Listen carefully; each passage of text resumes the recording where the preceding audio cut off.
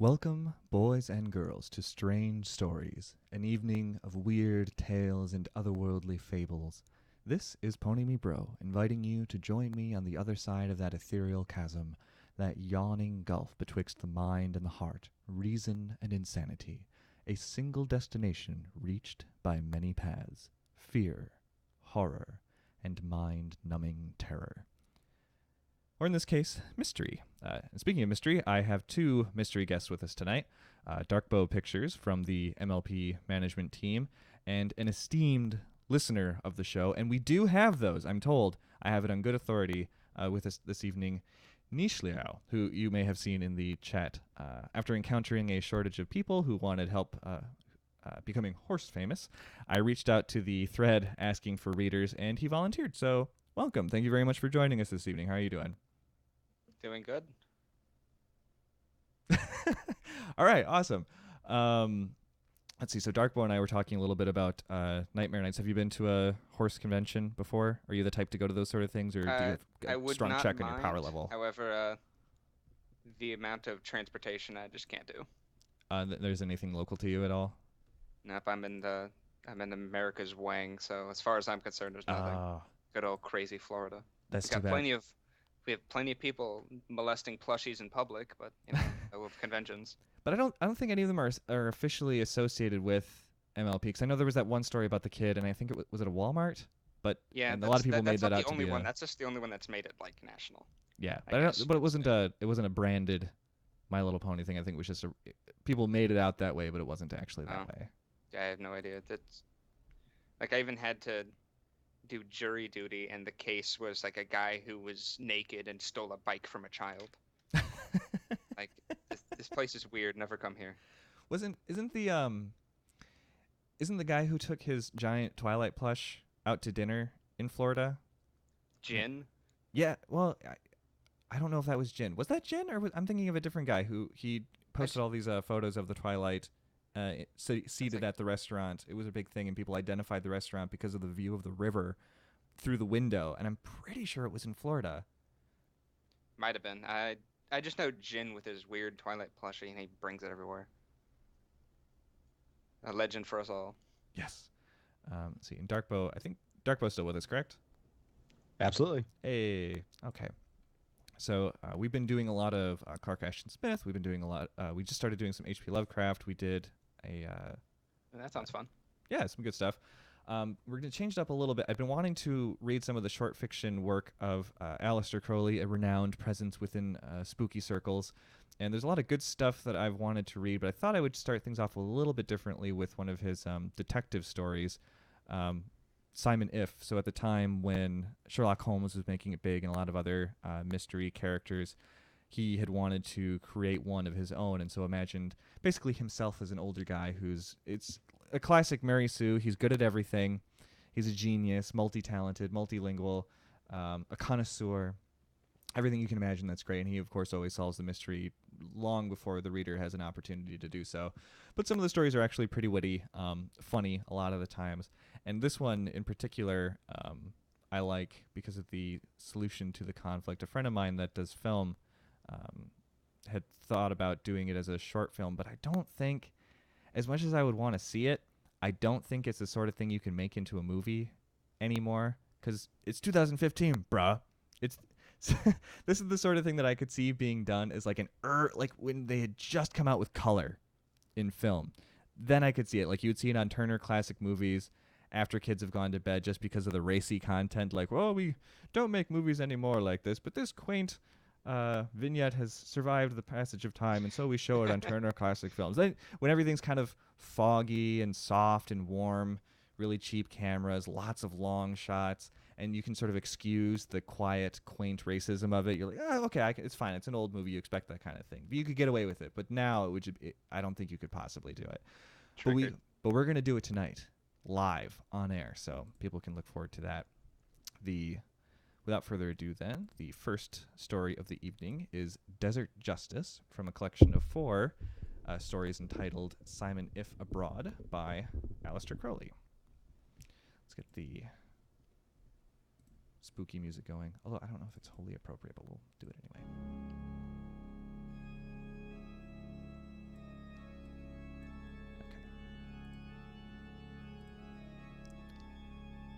The sun broke violent over a harsh blue-gray line of hills, and his beam shot through a ragged gap to strike the face of Lord Juventius Miller. Damnation! Cried the boy. He had overslept himself again. He might be the son of a duke, but he was also the disciple of Simon If, and there was Simon If quietly rising from the posture of meditation to greet the dawn. "Hail!" he cried, in those great words that have come down to us from countless centuries of Egyptian kings and priests.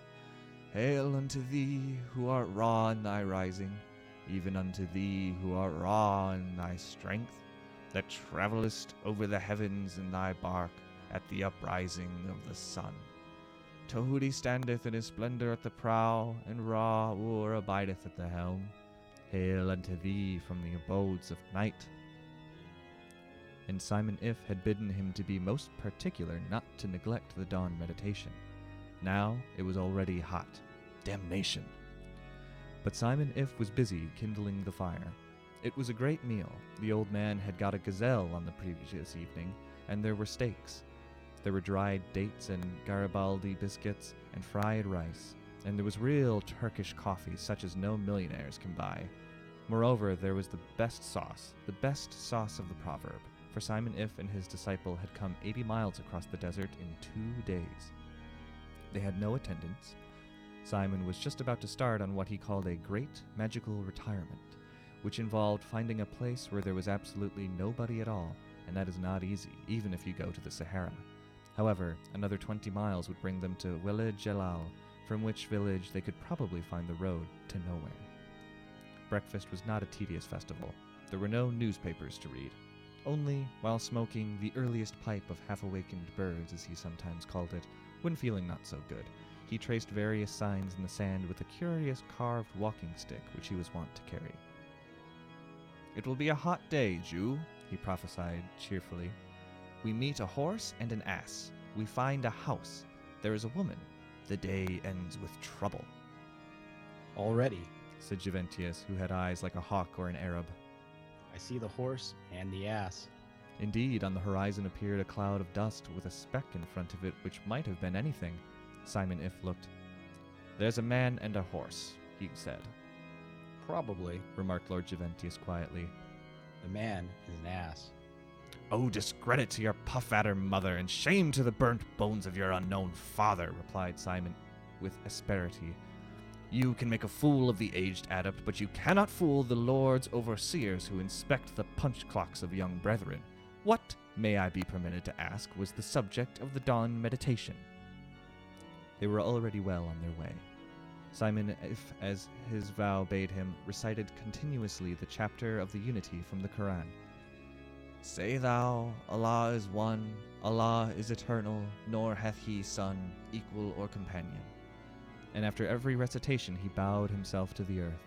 He had to do this 1001 times a day, in 11 series of 91, because 91 is the numeration of the great name Amen, and is 7 times 13. The 11 series made it efficacious, because the 11 is the number of true magic. This was merely his practice, medicine ball stuff. When he settled down, he would use what Mohammedan sheiks declared to be a great word to become mad and run about naked. And when he had cried this without intermission day and night until the desired result had occurred, his disciple would look after him with unusual care till he came out of the trance, which was usually a matter of a week or 2. And then they would go back swiftly to civilization and plunge into secret diplomacy with crime detection as a diversion. His first series was over.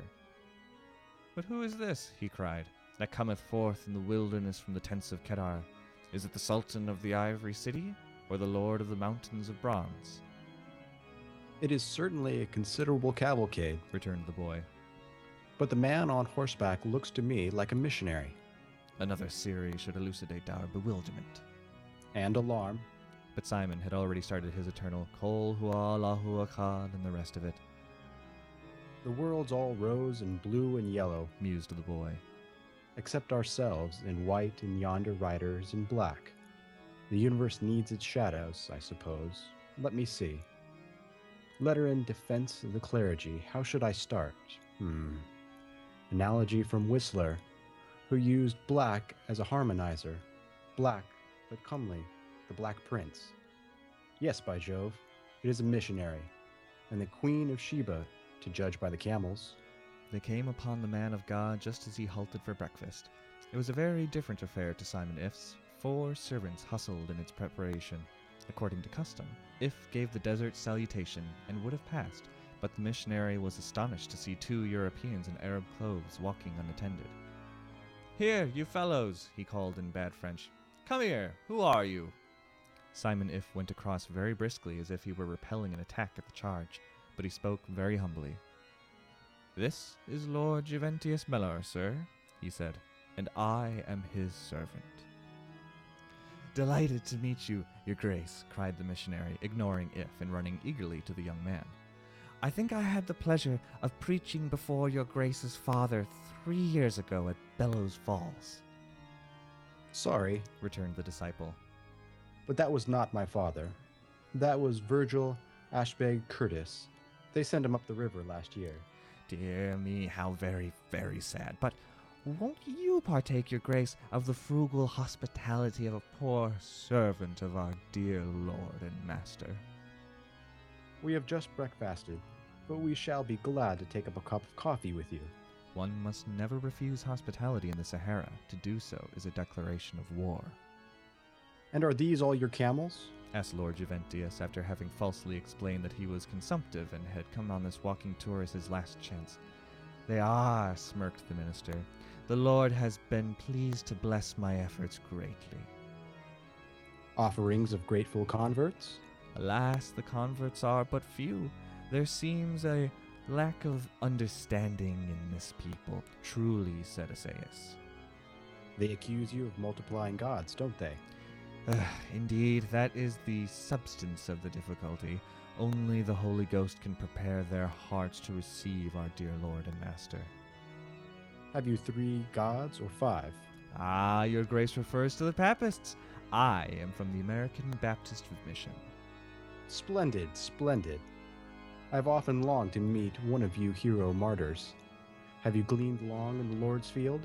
12 years in Africa, my dear young grace. You are going home now? Only for a season. Candidly and frankly, I have heard the call of China, the teeming millions, the perishing millions. That is a long way off. For our dear Lord and Master, I would go further yet. Indeed, I humbly trust it may be so, interrupted Simon piously. Juventius smiled sweetly and continued. But how many converts have you made here? The good man's face fell. As I told your grace, there is a certain difficulty and obstacle to the grace of God, as it were, so to speak. But you hope for better luck in China? Indeed, yes. Your grace will observe that we have a means which we use with the Chinese. We find so many, many slaves to the opium habit, and we cure them. That gives us a claim on their gratitude, and so prepares the way for their salvation. How do you cure them? Asked If suddenly. He knew China as he did his own house. We administer morphia in what seems to us suitable doses. That helps greatly for, of course, only converts can be supplied with morphia. Excuse me, said Simon, but I knew a man who got left badly in China once. I hope you aren't going out there without a hard and fast contract with the drug ring. Indeed not, my good fellow. I should guess not. Quite right, said Simon, rising. He had not tasted his coffee. Look out, there's a horned viper on the path. 2 servants had already seen the reptile and were striking it with long sticks. It's a clumsy way to kill them, he continued over his shoulder to the missionary. You should let them bite you. Good morning, and a pleasant journey, and restored health to your grace, cried the missionary despairingly to the departing Juventius. This is a pretty good damask, said Simon If in Arabic to the big white-bearded sheik who acted as patriarch to Walid Jalal. Dawamask is a preparation of hashish, or the grass, as the Arabs call it. They were seated outside the little inn, which is the principal building of the village. Abdul-Din. Returned the Arab, for Simon If was known all over the desert by his title of Father of Justice. Din, meaning truth, law, faith, but above all, justice. It is good, Dawamask. It is made in should live by a wise and holy man who can balance himself upon one thumb. O thou who also art most wise and holy. It is indeed the grace, O Father of Lions, and I am refreshed in my spirit by its soft influence. Allah is munificent as he is great, There standeth no man before his face, returned the sheik. and not by Dawamask alone. Though it may be 1/3 hashish, shall man be old as glory. Nay, but by right intentness with an holy life. But hashish doth indeed assist us, who are weak in soul, and whose lives are defiled with iniquity. There was a great king, said the magician, in a country beyond Suleiman's, whose name was Nebuchadnezzar. For 7 years did this holy man live upon grass, becoming mad and running about naked. These things are written to encourage us. I am myself made bold to find a secret place in the sand where I may seek this blessing, for I have the great word from a certain Dulima of Al-Kahira, the most cunning reputed in all Al-Misr. The old man clasped the knees of Simon If in pathetic entreaty. O my father, wilt thou not reveal it to me? I swear by the beard of the Prophet of Allah that I will not profane it. Thou must first renounce all human ties and duties. Wilt thou leave thy children to perish in the desert for thy lack of wisdom? The sheik sighed. My father, it is hard to wait for paradise. It is also a mistake, said Simon, on whom the hashish was having a delightful effect. As in the case of Mohammed, peace be upon him, when he waited for the mountain to come to him. The sheik began to laugh uproariously. A mild blasphemy is much appreciated by the simply pious, nor is judicious Dawamask any impediment to mirth. If took him by the arm. Let us go to the entertainment. Have you good dancing girls in Wala Jalal? We have pride in Fatima, the scorpion. Replied the old man with enthusiasm. She is like a young date palm heavy with fruit. Her teeth are like pearls, but her bite is like a scorpion sting, and hence her name is Ayakab, Nickname, said If to Lord Juventius, aside. the scorpion. She is like the air of the desert at dawn when she dances, and when she loves it is like a simoon. And the others? They are soft like shadows upon the sand dunes and the belly of the desert, and she is of the full moon. I am certainly encouraged in my determination to see her. They were walking across the big square of the village. It was only a few steps, but the Dawamask made the way seem long and infinitely brilliant. The universe was stainless, ineffable, silent. The moon lit the world with incorruptible fantasy. All was white, even the sand, save only for the soft blue shadows and the gold stars and the impenetrable indigo of heaven. Only the low, monotonous clang of cymbals stirred the night. Only the flitting forms of men like ghosts disturbed the shrine-like sanctity of the square. Now they were at the dancing hall, a long room with tables and benches with a wide aisle and a dais at the end where sat the dancers and the musicians. There is Fatima. Said the sheik. Look how the eyes of Muley Hussein are fixed on her. He goes to the south tomorrow, to his own house. It is said that he will take her with him. Muley Hussein was an enormous Negro, fierce and proud, with a green turban and an aigrette of uncut jewels to fasten it. 2 Arabs with their hands upon their daggers stood behind him to guard him. Simon If seated himself and drank the coffee brought by the attendant as he watched the dance. There is no fascination in the world like this. If you have enough coffee and enough tobacco and just the right amount of hashish, you can sit all night and every night and never wax weary of that splendid show. There is no question of a performance in the Anglo-Saxon sense of the word. It resembles nothing so much as ocean. There is no object, not even play. The dance simply existed, indifferent to all things. For those who can stop grasping the streams of event and float upon that ocean, it is very paradise. If you expect something to happen, or want something to happen, it is hell. The girl who had been dancing sat down, without warning, as she had begun. In these Arabian nights nobody takes apparent notice of anything, but there was a murmur as of the birth of some hot, deadly wind when, after a pause, Fatima advanced to the front of the dais. She was tall and slim, but sturdy. Her headdress, her necklaces, her amulets, and her anklets were all of Napoleon's strung on gold wire. As she stood and swayed, there were a couple of $1,000 on her in gold currency. She was of rich yellow-brown skin, like an autumn leaf at its most golden. There were purple shadows, luscious as ripe plums, all blended admirably with the dull blue of her tattoo marks and the Indian red of the big sash which accentuated her hips. It was fastened with a huge brooch, circular, of rough pearls, and with her glances and her gestures, her whole dance seemed to say, "Look at my brooch." Simon If looked. His eyes left her body, that swayed just as a snake does when it hears music of the right kind, her head that jagged from shoulder to shoulder with an insanely impossible jerk and came to the brooch. It rose and fell like the breast of a sleeping child. Then it made circles, loops, whirls, sinuous and subtle, as if the moon were drunken on old wine. Then, with savage ecstasy, it gave a series of strong jerks, straight up and down, and Simon thought it could drag his soul to hell, and he would have loved her for it. He contrasted her mentally with a fat hag from Tunis, Jewish and Greek, he thought, who banged a cymbal in the background, the flabby piece of paste. The old sheik noticed the magician's glance wander and told him that the object of his animadversion was Fatima's mother. Italian and Jewish from Malta, the island is she by birth, and her name is Desta, which in that speech means desirable, but Fatima's father was a pure Badawi, a lizard of the sand. Dirty Desta, they call her, and mother of snot.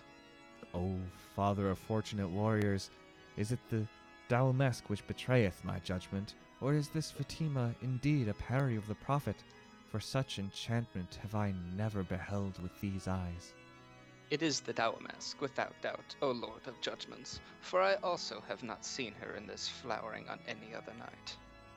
The music seemed to hush itself to low muttering intensity as she danced. The night was stifling hot. In that airless barn with its heavy candles, the smoke of oil, of tobacco, of kif, it seemed to Simon If as though time were abrogated, as though the fantastic movements of the brooch on the girl's belly were the geometry of some insane and sensual god. With one side twitch he swooped down slippery wave summits of glaucous air until he came nigh swooning. A circular heave, and he saw a billion universes set a-whirl by lust. She shook her shoulders, and he thought of God with his winnowing fan, driving the light souls as chaff into annihilation. She slowed into bowers of night, and then those fierce vertical jerks sucked the magician shuddering through eon upon countless eon of orgiastic ecstasy. He noticed that he was gasping strongly. One of the many advantages of hashish is that the slightest call to action bestows the power, if one wills, to come straight out of the intoxication into a state of especially vigorous freshness. "It is not the Daomesk," he said to himself. "The girl is really dancing as I have never seen anyone dance before. Then since it is not that, the sheik too sees her in an abnormal state." Abnormal states interest Simon If. Is it love? "That Muli Hussein is certainly a magnificent beast," he said aloud, turning to his disciple. "You observe the super-excellence of our young friend. What is it?" The young man inhaled his cigarette deeply before replying. She is intensely concentrated. She has utterly lost herself. She's dancing on her second wind, if I may call it that. But she had done this at the cost of an infinitely fierce struggle with something in herself. She may have made up her mind to kill somebody, or more likely herself. Or she may be under the influence of some drug not hashish. Or she may be going to be ill. "Time will show," replied Simon, relapsing into his intoxication, with complete indifference to all speculation. But before another minute had passed, Fatima herself settled the point by staggering and then settling to the ground. Her mother went to her, lifted her into a chair, and sent a boy to bring water. Another girl took her place, and the music clashed out anew with vital frenzy. No one appeared to notice the accident. But the new girl did not interest Simon. She was an anticlimax. He kept his eyes on Fatima. "Jew," said he, "your third arrow hit the mark. She is very ill. I will ask the sheik to give orders." In a few moments, the girl had been taken to her room in the courtyard. Muli Hussein loomed in the doorway over the little party. Simon If made his examination. Her skin was cold and clammy, her pupils contracted, her breath stertorous. All is well, reported Simon If at length, after administering an injection from a small case which he invariably carried on long journeys. It is the will of Allah that she shall not die this night. The Negro gave a fierce cry of joy. But I am bound to tell you that she has been poisoned. It is not possible, shrieked the mother, while Muli Hussein roared with rage. It is possible, and it is true. Said the sheik. For the Father of Justice makes no errors. Let me know the jackal that did this, cried. Oh, wait, no, that's the mom's voice. Let me know the jackal that did this, cried Muli. The sheik was as indifferent as before. All things are known to Allah, the All-Knower, was his comment, which is Arabic for, I don't know and I don't care. Perhaps a small investigation, suggested the magician. O Father of Justice and Perspicuity, the case is common. All the women are jealous of her beauty and of her fame, and all her lovers are in despair because they fear that Muli Hussein will take her into his harem. O protector of thy people, it is written that the All-Knower bestoweth knowledge according to his will, for he is the merciful, the compassionate, and pitieth the ignorance of his creatures. I will give them a camel-load of ivory to the man who discovereth this shame, groaned the Negro, whose emotions seemed to become more violent every moment. Bestow it upon her, then, for my wedding gift, for I will make this door open by the favor of Allah and the help of our Lord, the Sheikh Abd el-Kabir. I shall help as I may, far-seeing one, said the Sheikh. But thy way is hidden from me. Let Fatima be given much coffee, and made to walk 7 times around the village, and then taken to thy house and put under guard. Then in the morning do thou assemble together all that are in the village, both men and women, everyone with his cooking pot, and I will show thee the magic of my country. According unto thy word, so shall it be. Fatima was now almost able to walk, and the sheik, summoning 2 men, had them support her. They started away at a brisk walk. That, said Simon to Lord Juventius, will sweat the rest of the stuff out of her. She will be well in the morning. Then he turned to Muli Hussein. Our ways lie together, if it be thy pleasure to return to thy tents, for I am going into the desert, that I may pray Allah for wisdom in this matter. The Negro gladly consented. When they were outside the last houses, Simon If put a hand upon the man's huge shoulder. I will instruct thee, O chief of warriors, as a father to his son, for I am old and well stricken in years. I have saved the life of thy gazelle, and I shall give into thy hands the chastisement of the poisoner. This is the justice of the desert, where Allah dwelleth with open eye. See thou to it, that thou play the part that I assign to thee, seeking secretly afterwards for the thought concealed in my speech. The big man assented with a child's gratitude and a child's trust. Swear it unto me. And he swore solemnly. They parted after Simon If had drunk his share of a bottle of champagne in the chief's tent. Lord Juventius Meller had slipped away to follow Fatima. He knew without being told that his master was apprehensive of a further attempt upon her life. He was consequently prowling around the sheik's house when the old magician returned to the village. Not a mouse is stirring, he reported. I've been thinking, trying to what I call think, you would say, perhaps, and I can't imagine for the life of me how you proposed to spot the criminal. As old Abd al-Kabir justly said, it's open to the whole village to have done it. Anybody can go to her room, whether she's there or not, and poison her food. No, said the other. This is your first journey in these parts, so I can excuse you, but it's almost impossible to poison food. They're always on the lookout for it. They cook it themselves or have it done by trusty people who know well that an indigestion means suspicion and a beating, and serious illness quick detection and bitter retribution. I should not have said food. Abd al-Kabir mentioned that a week since a seller of a Dawamesk, a son of Eblis, accursed, a father of calamities, passed through. It would be easy to change her Dawamesk without detection, but the man is gone. No one knows where, and if we find him, he would deny selling the poison. Much less would he say to whom he sold it. Good as far as it goes, Jew, but as a matter of fact, we have a very good line on the culprit. What, let me ask you, was the nature of the poison? Symptoms suggest opium. They did. but you couldn't mix opium in poisonous doses with thou mess without changing its appearance. Hashish and opium are more or less physiological incompatibles. Mix them, and you get that very gorgeous jag in which she so enthralled us. But for the opium to bide its time, to conquer the hashish, to knock her out, oh, a very big dose, boy. Well, one could mix morphia with the hashish, One could. but morphia isn't known in the desert. Exactly. That is our clue.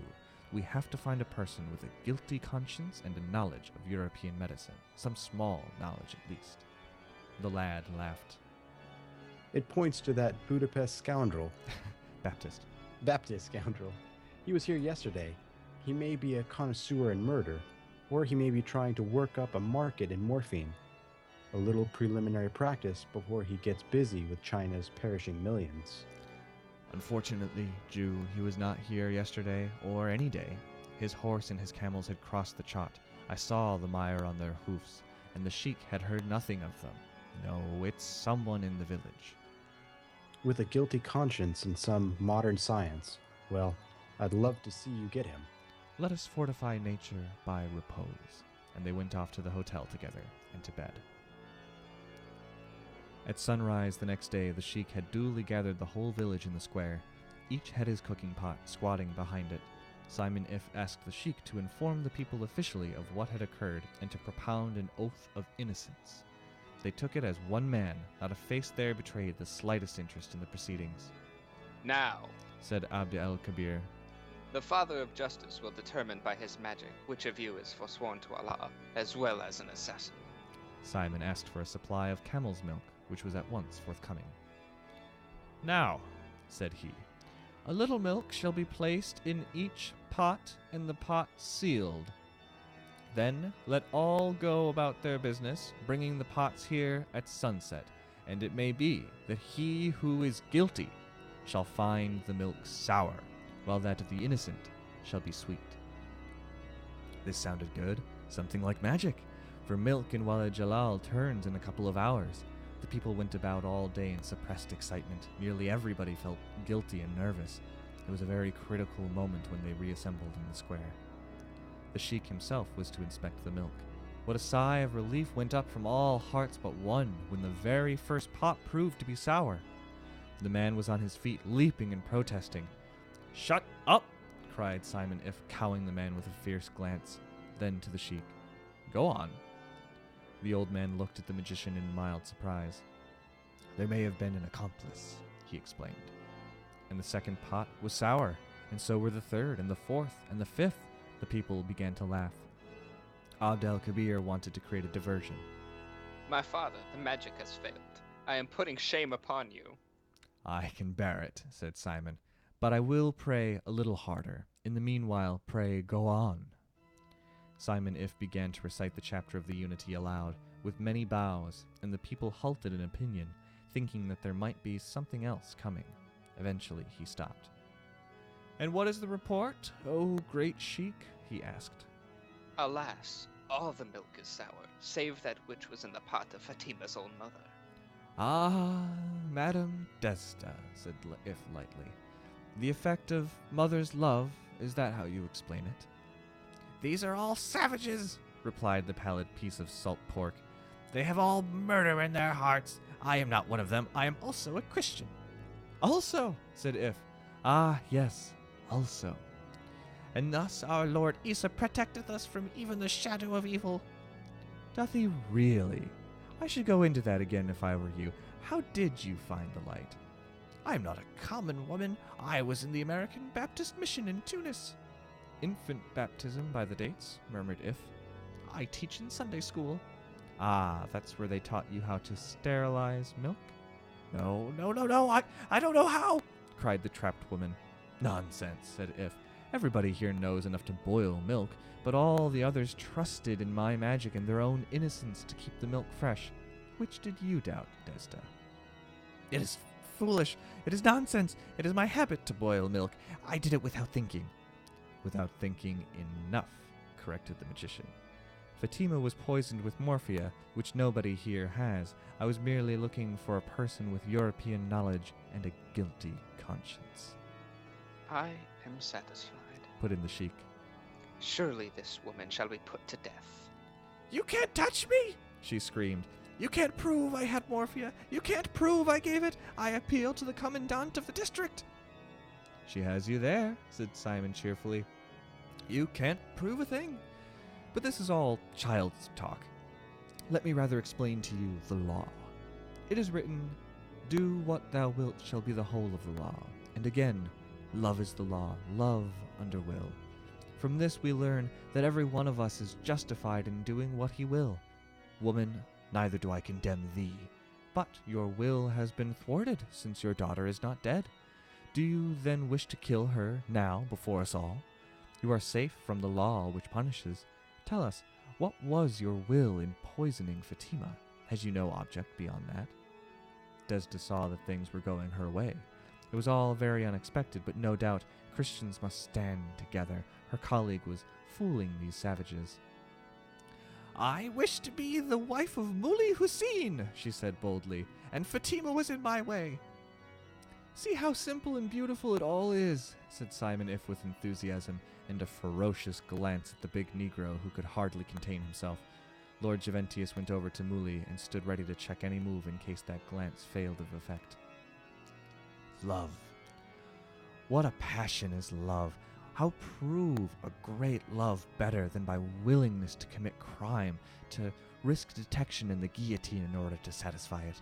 Most certainly, Desda, you have deserved to win. Muli Hussein, on your oath, I charge you to receive this woman in your harem. His voice rang out like a trumpet. The people did not understand, but they saw the joke on the Negro and roared with laughter. Lord Juventius gripped the man's arm with slender fingers, strong and brown. The magician threw a veil over Desda and led her to him. Remember your oath to the man who saved Fatima, murmured the disciple. Muli was shaking like a leaf with rage and shame.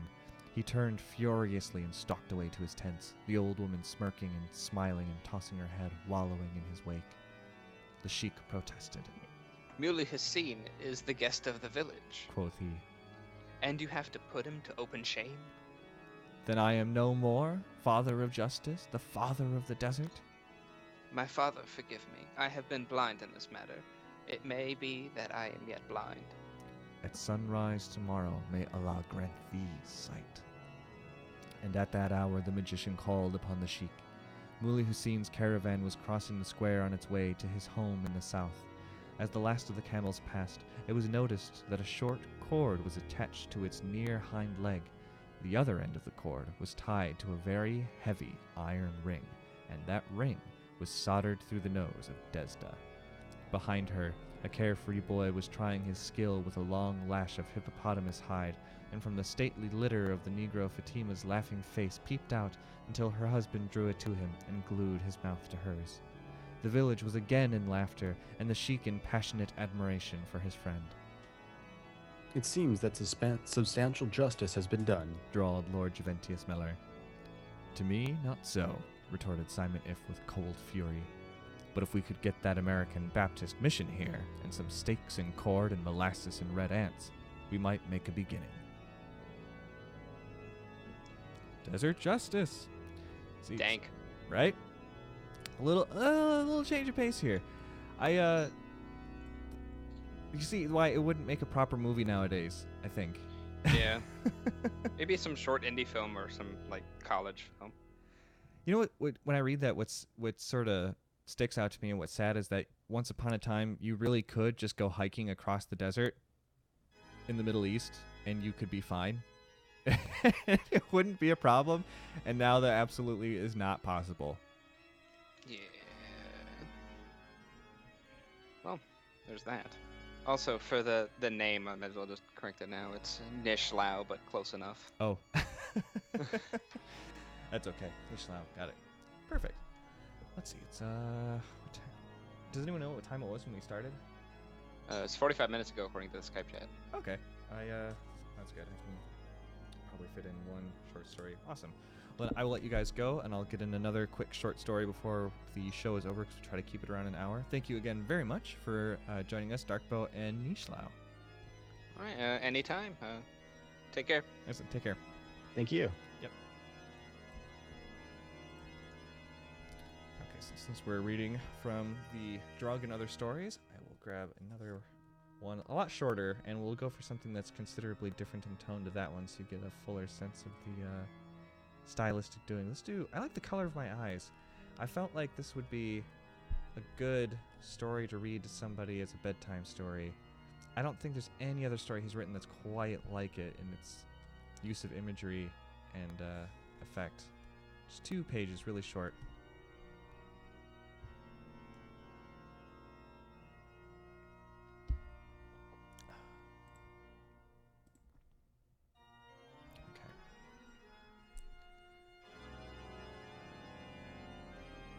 The color of my eyes. My father employed the great angel Sandalphon in his work, and Sandalphon wrought upon a shaft of sunlight, bending it this way and that, until he had made a rainbow in the heavens as a ring for the finger of my father.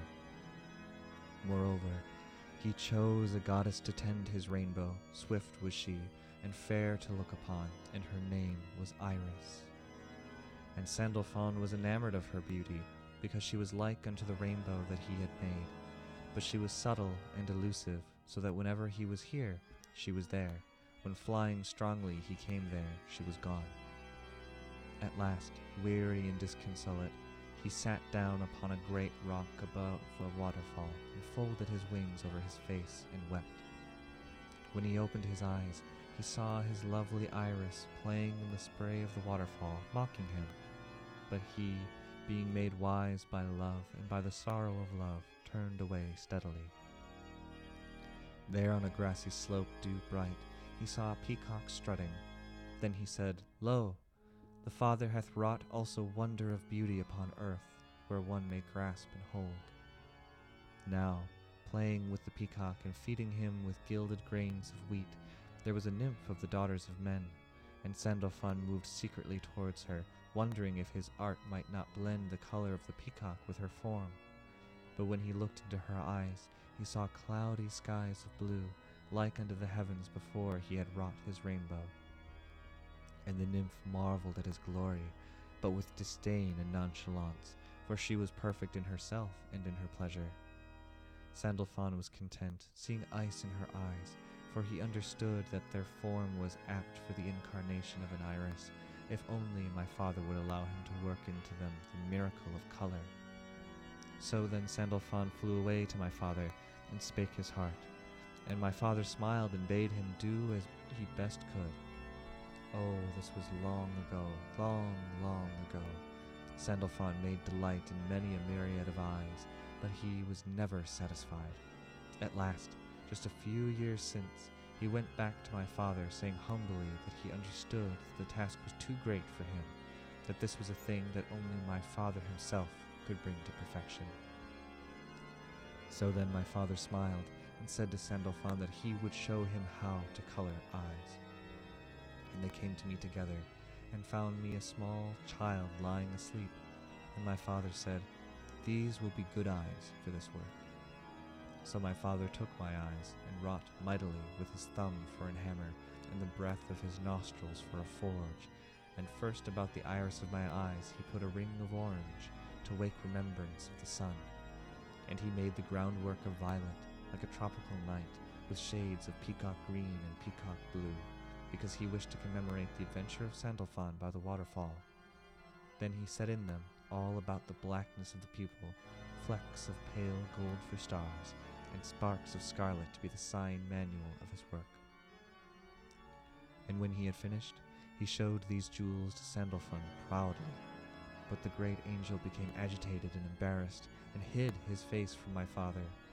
Then my father bade him speak, but he would not. At that my father smiled indeed, for he knew all things, but sternly he commanded Sandalphon. Then the great angel threw himself upon the earth, and abased his brow 7 times, and cried through the storm of his sobbing, Let me be destroyed in thine anger, for it is not of mine own will that I blaspheme. But, O my Lord, although these eyes be of beauty, and wonder a miracle to gaze on through eternity, yet these are not the eyes that I conceived in mine heart. And my father laughed softly, and raised him, and led him away, and whispered in his ear, O Sandalphon, be of good cheer, for I am compassionate of thine artist sorrow, but I have done all that omnipotence itself can do. As thou seest, that is only half the work. Thou must come back in a few years and look upon these eyes when they are filled with love. The color of my eyes. That one was really, really quick. Maybe we can do another one. It's a short one. Ooh, let's do the woodcutter. All right, let me see how long that one is. 209 goes to. Oh yeah. Okay, we'll make this the last one. This one will be a little bit more spooky. Oh, yeah, we still have people. Okay, great. Grab some water real quick. Your voice does sound like that, but I don't know what it normally sounds like, so I guess I can't help in that respect. But you sounded fine to me. You did a good chic.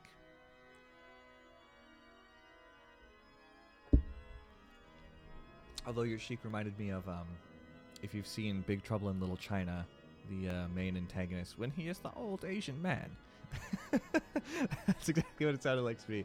So maybe it's not a proper chic at all, but it worked well for the story. Okay. The woodcutter.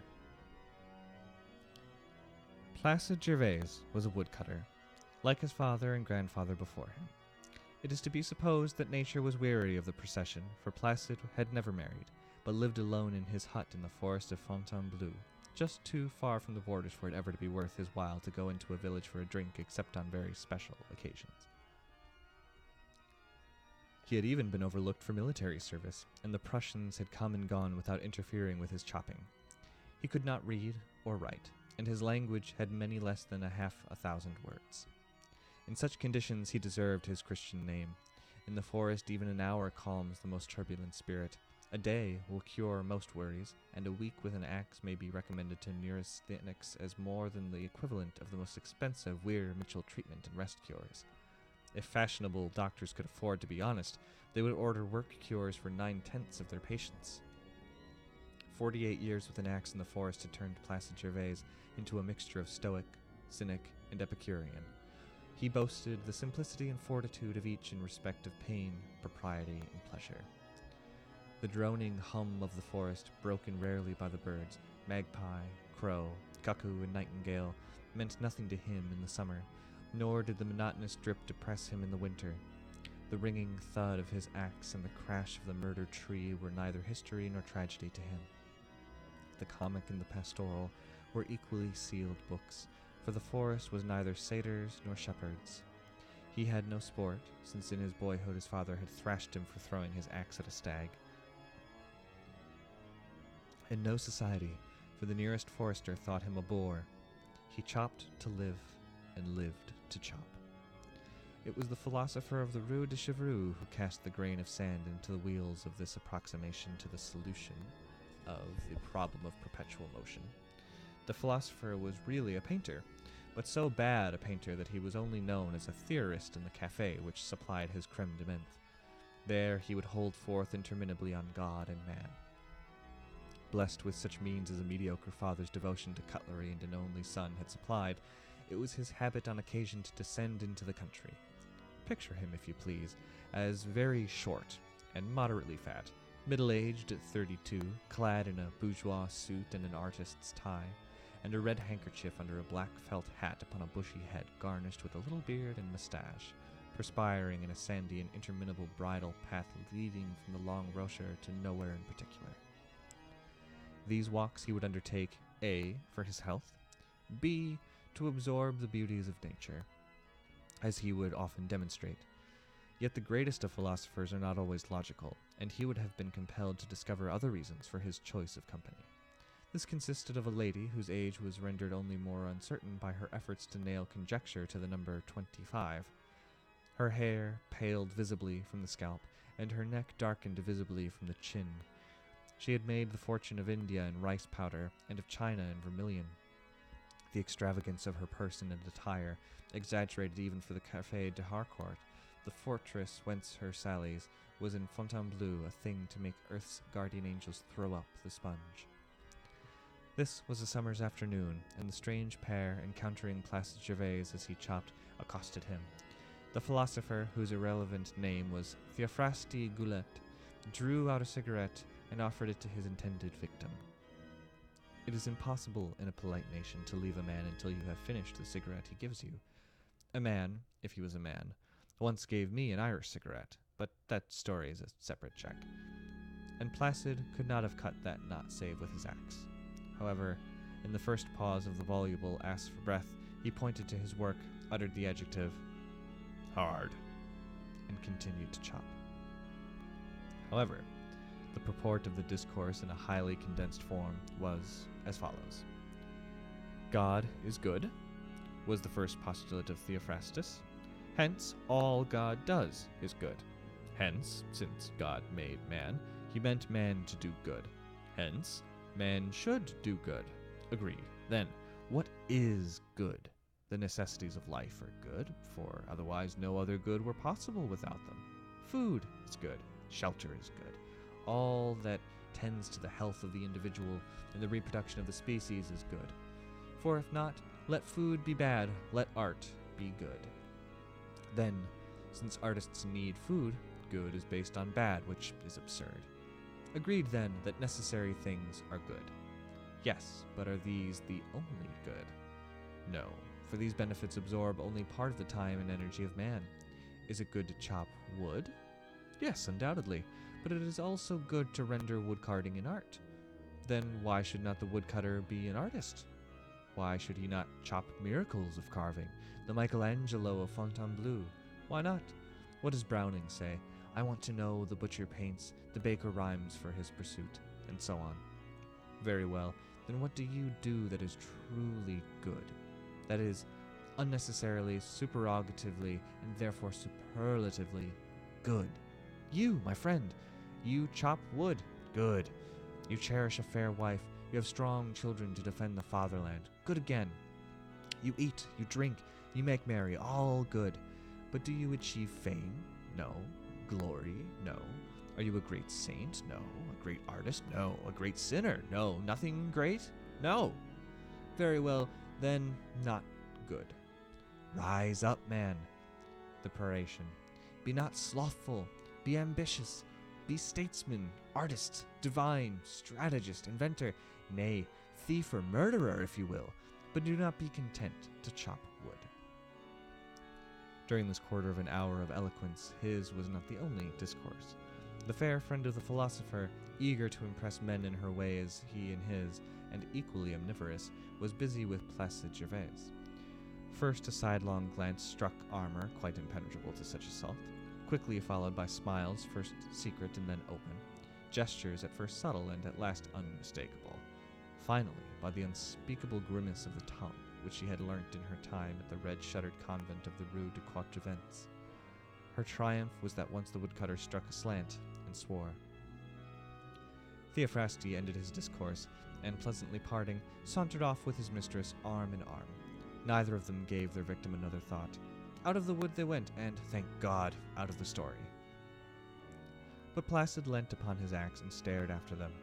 In his brain one thought only remained, which Theophrasty might have formulated logically as, some men do not chop wood. And in his heart and eye was a dull animal lust. Two strangers had come to his soul's inn. There being only one room, he put them to bed together, in this form or something like it. Chop, chop, chop, chop. I'm sick of it. Even if I had a fine girl from Paris like that, what could I do but chop, chop, chop, chop. For the first time in his life, he went home half an hour earlier than his custom, to the accompaniment of a terrific thunderstorm that rolled up from the valley of the Loing, and fell like night upon the forest, like a dark winter's night that afternoon of May. He was wet to the skin before he reached his hut. Opening the door, he glowered with dull surprise. Equally wet, standing in one corner and wringing out a blouse, was a girl of about 20 years old, an Amazon maid. He could see that she was a lady, that is, that she was not a villager, but he had no means of knowing that she was the Honorable Diana Vierre Jerningham Kettingham. Placid spoke a patois that a Parisian might have surmised to be Cherokee, and Diana's boarding school French would have been given up by that Parisian as no earthly language at all. She told him that she was staying at the Savoy Hotel at Fontainebleau, and had gone for a walk and lost her way in the forest, and she asked him how far was it to the nearest village, and would he please take her there, and she would give him money. All this while Placid lit his fire, and proceeded to cook beans. He did not understand her, or try to understand her. There was a strange animal in his hut, possibly a human animal. It might like beans. He would offer it beans. It was not his affair. His affair was to chop, chop, chop, chop. Diana was a little afraid of this silent beast at first, but the offer of food seemed kindly, and she ate some beans lest he should take offense, found them surprisingly good, nodded satisfaction, and even asked for more. This part concluded, she went to the door. The rain poured unceasingly, the forest stood in pools, and it was too dark to tell one tree from another. The woodcutter joined her, shook his head, said, "Far," and "tomorrow," and pointed to a heap of straw. This strong-minded young lady knew when to bow to the inevitable. She took an armful of the straw and, retiring with it to the other end of the hut, made the sleep sign which every savage understands, and lay down. Placid Gervais grunted assent, and lying down with a surly "bonsoir," dropped instantly to sleep. How was he to know what dreams would echo his quarter of an hour with the two philosophers of Paris? About 11 o'clock the next morning, some of the well-horsed search party from Fontainebleau reached the hut. At the door, as carefully stacked as the rest, they found the severed limbs of the Honorable Diana, and in the forest the cheery, ringing thud of his axe led them to Placid Gervais, quietly, manfully chopping. They told him of a widow lady in Paris who could beat him at his own game. That's the woodcutter. There's all kinds of different stuff. Mystery story, a bedtime story, and a surprise horror story. I've got more stories from Crowley that I would like to read. We've also got more Clark Ashton Smith on the way in the weeks to come, and no doubt a lot more foraying into the world of H.P. Lovecraft. Also, if people have recommendations of short stories that they feel would work well for the show, I'm open to suggestions. Some Anons have recommended series of short stories, and those wouldn't work so well. Maybe I could read one chapter if I devoted the entire hour to it, but to do 5 episodes to tell one story I think would probably wear on people's patience. So if there are proper short stories that you think would work well for the format, let me know, and I'm happy to make a note and possibly read them on the show. As always, make sure to subscribe if you haven't already so that you get the notification when we go live, and thank you as always for listening. Take care.